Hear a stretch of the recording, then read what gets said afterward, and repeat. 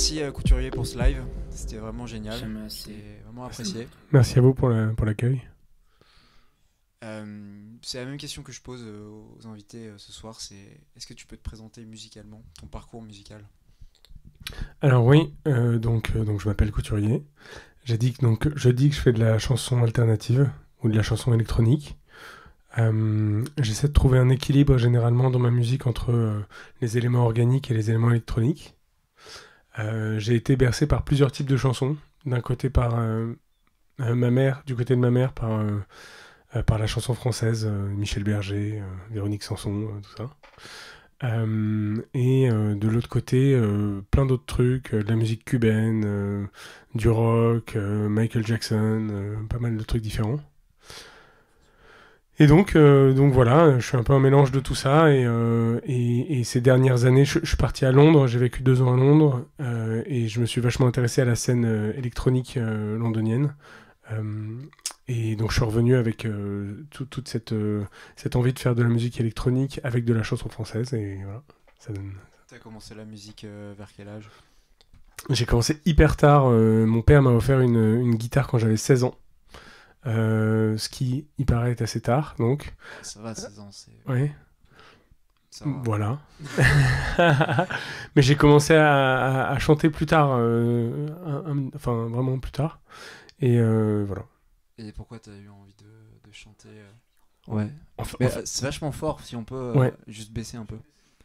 Et en fait, je sais pas, c'était un peu comme une évidence. Quand il m'a offert une guitare, il m'a dit voilà, j'ai toujours voulu jouer de la guitare, donc vas-y, joue de la guitare.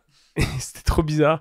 Et en fait, je l'ai pris et direct, genre j'ai saigné, genre les tablatures et tout. Et en 6 mois, j'ai pris à peu près, je pense, la bonne moitié de mon niveau actuel. Ok. Dans les 6 premiers mois, tellement genre. En plus, je suis un gros obsessionnel, tu vois, donc Ouais. j'ai foncé direct, tête baissée. Et après, c'était un peu évident qu'il fallait que je chante un peu pour m'accompagner.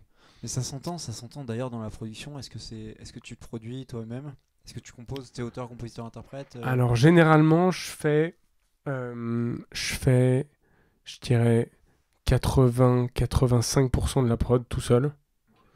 Et après, j'aime beaucoup travailler avec des gens pour les derniers 15%. Parce que je pense que je suis très très loin d'être parfait. Et en fait, j'aime aller chercher des trucs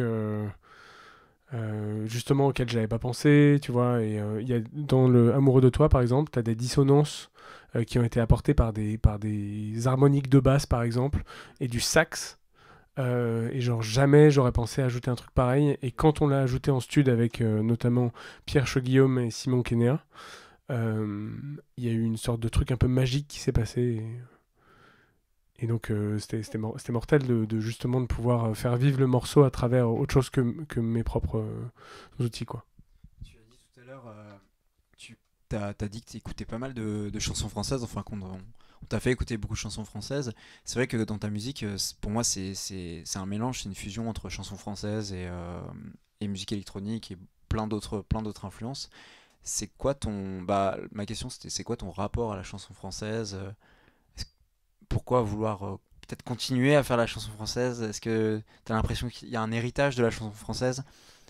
Ouais, je pense qu'il y a un héritage lourd de la chanson française. Je pense que toute cette veine-là, tu vois, autant en passant par Serge Gainsbourg, Edith Piaf, Charles Aznavour, tout ça, c'était des grands mélodistes.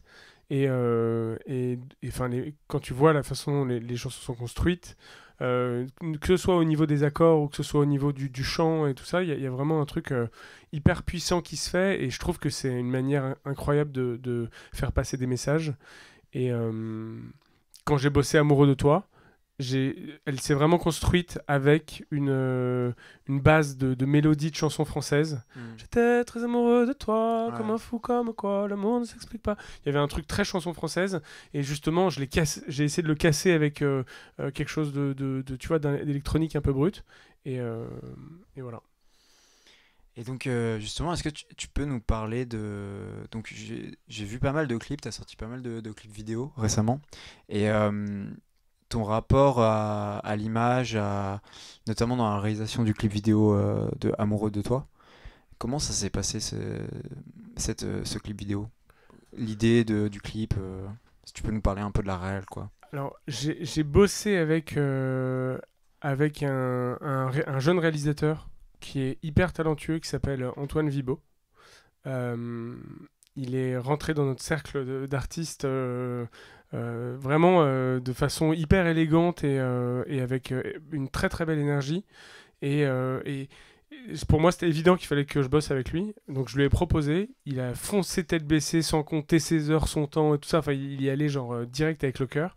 Et on a monté ce concept de vouloir justement avoir une sorte d'affrontement entre deux personnes, mais un affrontement qui est un peu fait de complexité, tu vois, avec de l'amour, mais aussi de la colère et tout ça. Et donc on a eu l'idée des arcs, qui est pas une idée hyper novatrice, mais en tout cas qui, qui marchait bien à l'image, parce que quand tu armes l'arc, il y a un truc, tu vois, qui se fait, tu vois, où tu es tout en tension et tout, et tu es prêt à lâcher quelque chose. Et pour moi, c'est un peu ça dans la confrontation, tu veux, dans l'amour. C'est un peu cette espèce de truc où il y a des moments de tension et des moments de relâchement, et tu réfléchis toujours à ce que tu vas relâcher, comment tu vas le faire et tout ça.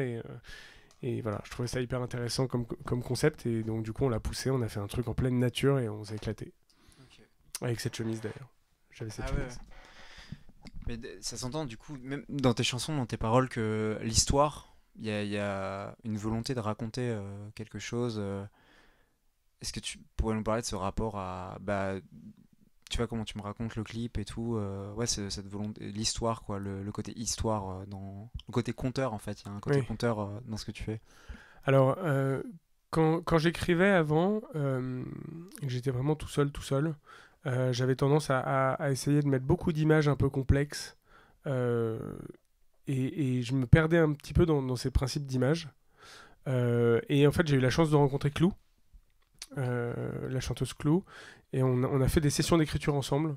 Elle m'aide à bosser un peu, enfin à bosser l'écriture, on le fait ensemble, tu vois. Euh, et, euh, et en fait, elle ramène quelque chose de beaucoup plus direct dans la façon de raconter les choses. Et je trouve ça hyper intéressant parce que en fait, tu te rends compte, tout comme Zao de Sagazan avec qui j'ai travaillé, pour Amoureux de toi notamment aussi, et Charlie Moto, euh, il y avait cette envie d'arriver à dire quelque chose de façon très directe et en même temps très poétique. Et donc, je pense que une bonne chanson, c'est une chanson qui arrive à toucher vraiment parce que elle dit les mots justes, avec une mélodie juste, et avec un tempo juste. Enfin, ça paraît un peu con dit comme ça, mais je pense qu'il y a quand même une sorte de truc d'alignement qui doit se faire. Euh, voilà. Eh ben, moi je me demande, j'ai l'impression que la poésie, on en a tous une définition différente. C'est quoi toi ta définition de la poésie? Ah bah, moi, la poésie, c'est, c'est le fait d'être surpris euh, par quelque chose qui te semble évident. C'est le fait de lire quelque chose qui va t'apporter une émotion, qui va te surprendre et qui, en même temps, quand tu l'as lu, à la fin, tu te dis, je sais pas, il y a une sorte d'évidence, tu vois. Ouais. Et je pense que c'est ça. Enfin, voilà. Grave. C'est marrant, c'est la première fois que j'entends quelqu'un qui a cette def. Voilà. Et ben, en plus, J'y ai pas pensé. Je trouve que c'est vraiment venu comme ça, mais voilà. ouais, Ça me ouais. semble assez logique. Je pense qu'il est temps de passer au moment interview playlist.